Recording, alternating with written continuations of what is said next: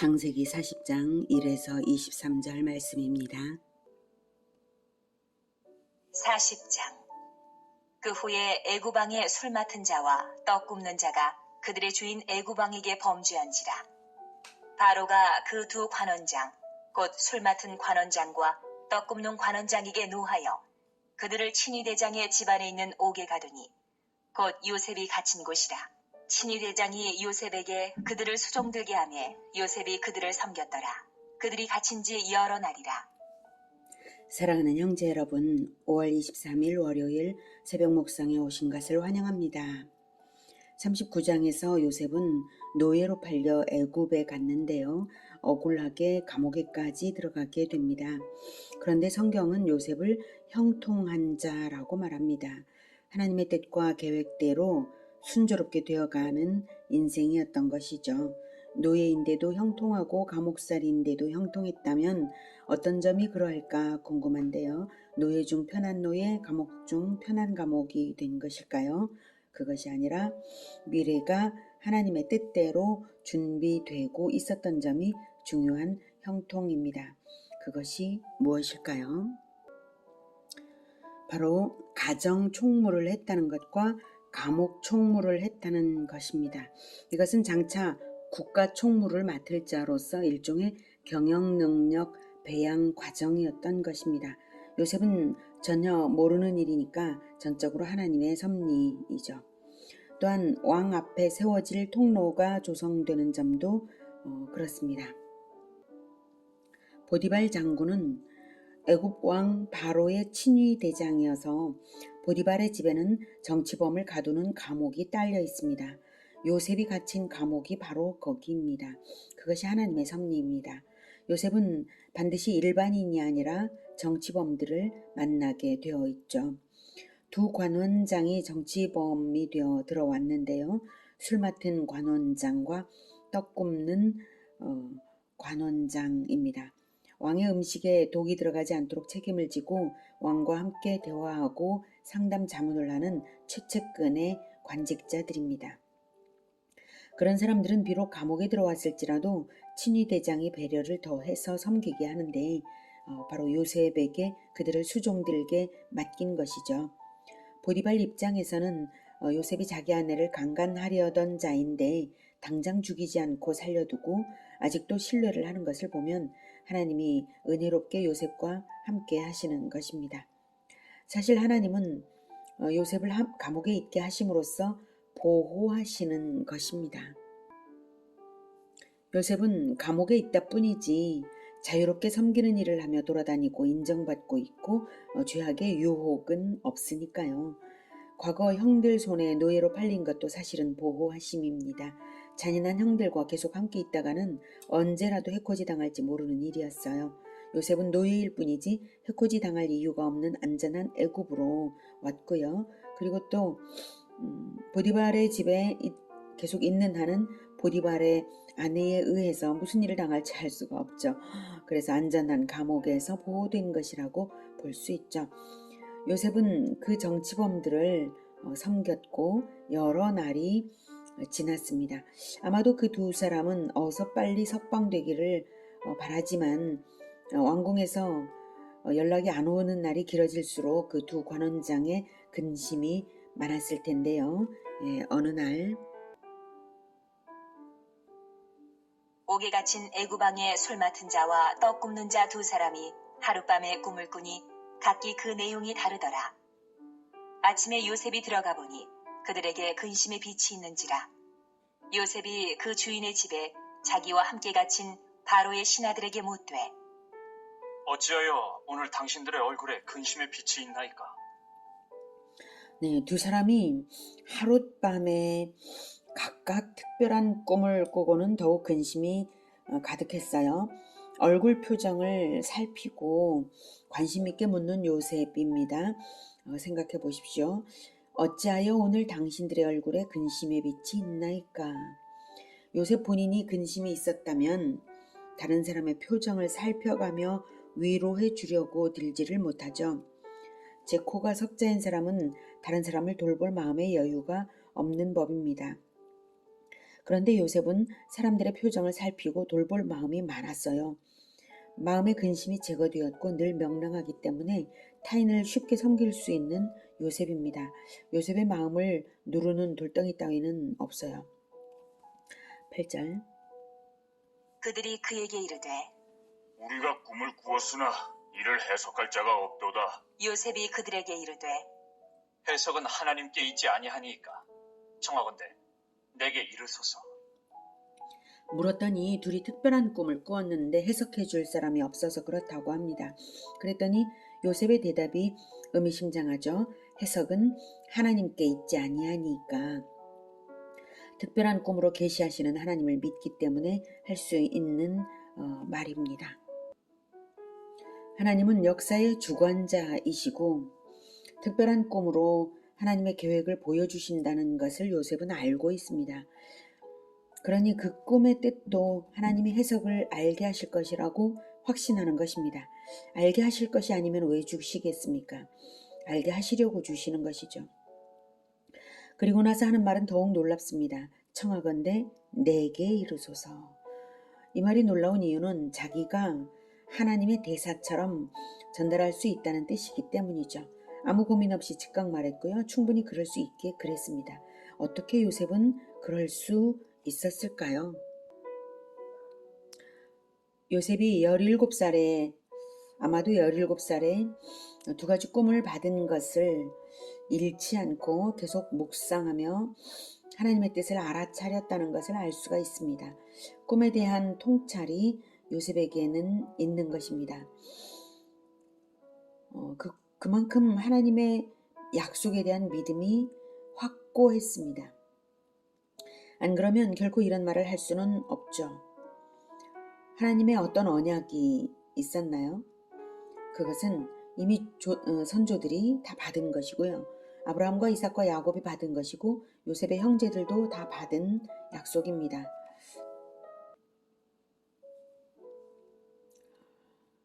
여자의 후손을 보내시겠다는 것, 가나안 땅을 주시겠다는 것, 별처럼 많은 후손을 주시겠다는 것, 타국에 갔다가 큰 재물을 얻고 약속의 땅에 돌아오게 하시겠다는 것. 그 약속들과 요셉에게 주신 꿈을 연결시켜 보면 하나님의 뜻을 더 알 수 있습니다. 그러면 어떤 뜻이 발견되나요? 형들에 의해 타국에 와서 고난을 겪는 이유를 알 수 있습니다. 이스라엘은 그리스도의 나라가 될 것인데요. 마귀를 무찌를 그리스도의 나라가 가나안 땅에 세워질 것이고 먼저는 번성을 해서 애굽에 들어갔다가 약속의 땅에 4대 만에 돌아오게 하십니다. 그것이 아브라함에게 횃불 언약 때 주신 것입니다. 그래서 출애굽, 그것이 바로 애굽이고요. 그 이방이. 그래서 출애굽을 하려면 먼저 입애굽이 있는 것이죠. 형들에 의해 타국에 와서 고난을 겪는 것은 하나님이 이스라엘 민족을 이집트로 불러들이기 위한 것임을 요셉은 알아차리고 때를 기다리는 것입니다. 하나님이 자기를 시시한 나라가 아닌 강대국 애굽으로 이끄시고 시시한 집이 아니라 친위대장 집에 이끄시고 평범한 감옥이 아니라 정치범의 감옥에 이끄시는 이 모든 과정에서 하나도 낙심되지 않은 이유도 바로 하나님의 약속과 꿈을 연결시켜 묵상하고 뜻을 알아차렸고 하나님의 비전이 요셉의 비전이 된 것입니다. 출애굽을 위해서 입애굽이 있고 그 입애굽을 위해서 요셉이 있는 것입니다.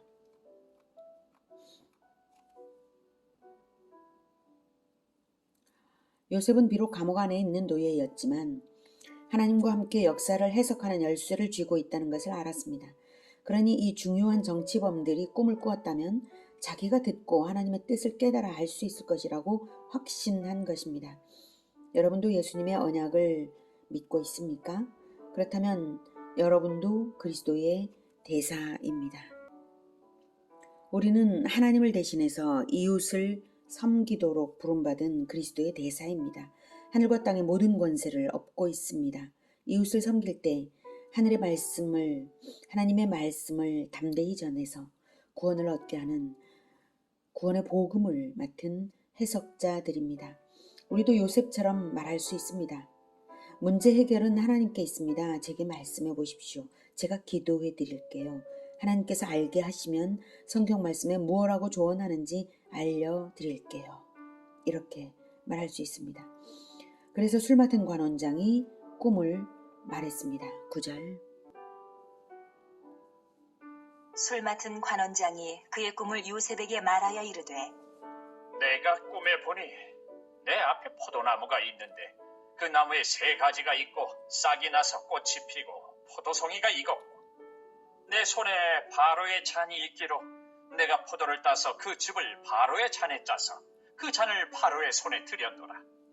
네, 그래서 요셉이 대답했죠. 12절. 요셉이 그에게 이르되 그 해석이 이러하니 3가지는 사흘이라.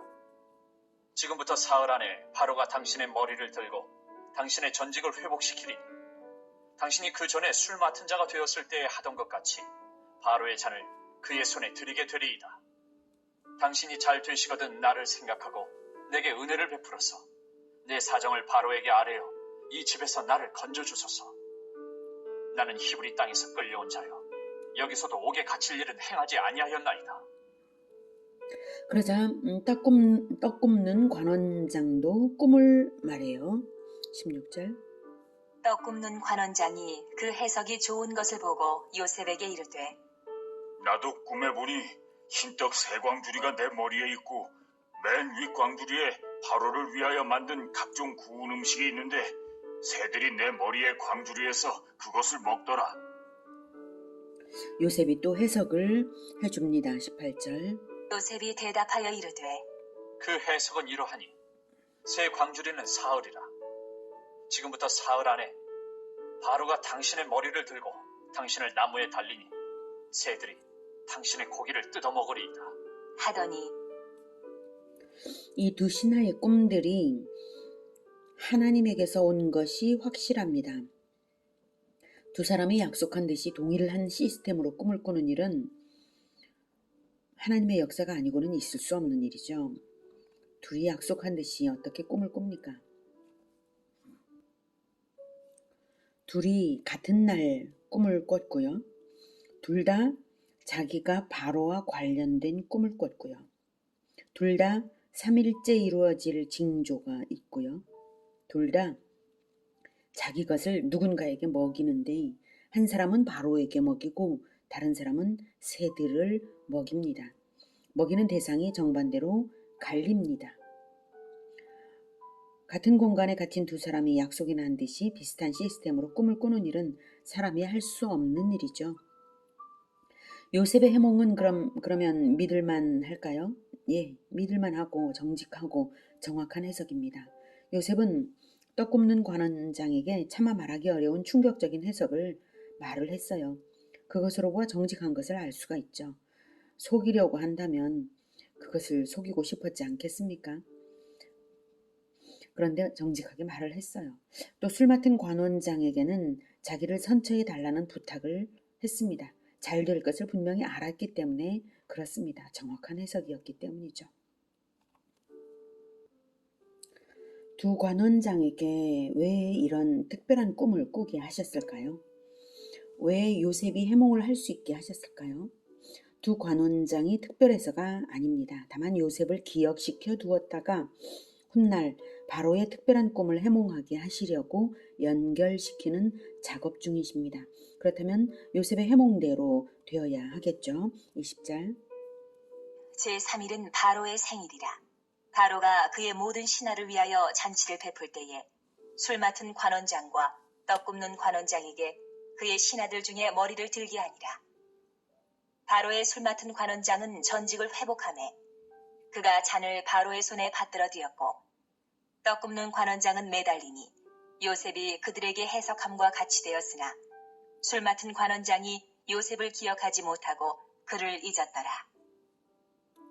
네, 정말로 요셉이 해몽대로 정확하게 그대로 3일째 제3일에 한 사람은 복직되고 한 사람은 매달려 죽음을 당했습니다. 그러면 이제 요셉이 선처를 받아야 하는데 술 맡은 관원장은 어이없게도 요셉을 까맣게 잊어버리고 말았습니다. 어떻게 이럴 수 있을까요? 사실은 하나님이 요셉을 감옥에 계속 매여 있게 하시려고 술 맡은 관원장의 기억을 잠시 덮어두신 것입니다. 하나님의 때라는 것이 있는 것입니다. 2년 후 어떤 일이 벌어질지는 41장에서 보겠습니다. 요셉이 진정으로 잘한 것 두 가지는 조상으로부터 받은 언약을 깊이 묵상하며 잃지 않고 품은 것, 그리고 하나님의 언약과 자기에게 주신 꿈이 연결되어 있음을 알았다는 것입니다. 이 믿음과 통찰에서 바른 해석과 권면을 줄 수 있는 능력이 배양된 것입니다. 형제 여러분, 우리에게도 이 두 가지가 주어져 있다는 것을 아십니까? 언약과 꿈은 이미 우리에게 주어져 있습니다. 예수님이, 우리가 믿는 우리의 주 예수님이 왕으로 심판주로 다시 오셔서 최후의 심판을 하시고 우리에게는 새하늘과 새 땅을 주셔서 영원한 나라를 다스리실 것이 언약입니다. 그 나라를 바라보는 자들이 품을 비전은 모든 민족을 제자 삼는 것입니다. 그 언약을 믿고 있는가는 자기 자신의 몫이죠. 그 꿈을 자신의 것으로 품고 있는가도 자기 자신의 몫입니다. 언약도 꿈도 이미 주어졌으니까요. 요셉의 형제들에게도 이미 언약은 동일하게 주어져 있었죠.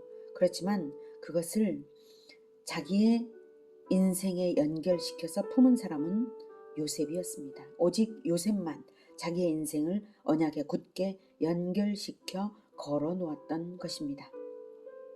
형제 여러분, 우리는 같은 언약을 믿는 언약 공동체입니다. 그렇다면 우리가 이 시대의 요셉 아닌가요? 하나님의 비전을 함께 품고 나아가는 자들이 바로 이 시대의 요셉입니다. 하나님의 꿈을 사명으로 안고 가는 우리가 이웃의 위로자들입니다. 함께 이 시대의 요셉이 되기를 축복합니다. 기도하겠습니다. 하나님, 우리에게 언약과 꿈을 주셔서 정말 감사합니다. 예수님께서 다시 오실 그 언약, 예수님께서 모든 민족 제자화를 우리에게 명하신 그 사명, 그 비전을 우리가 받았습니다.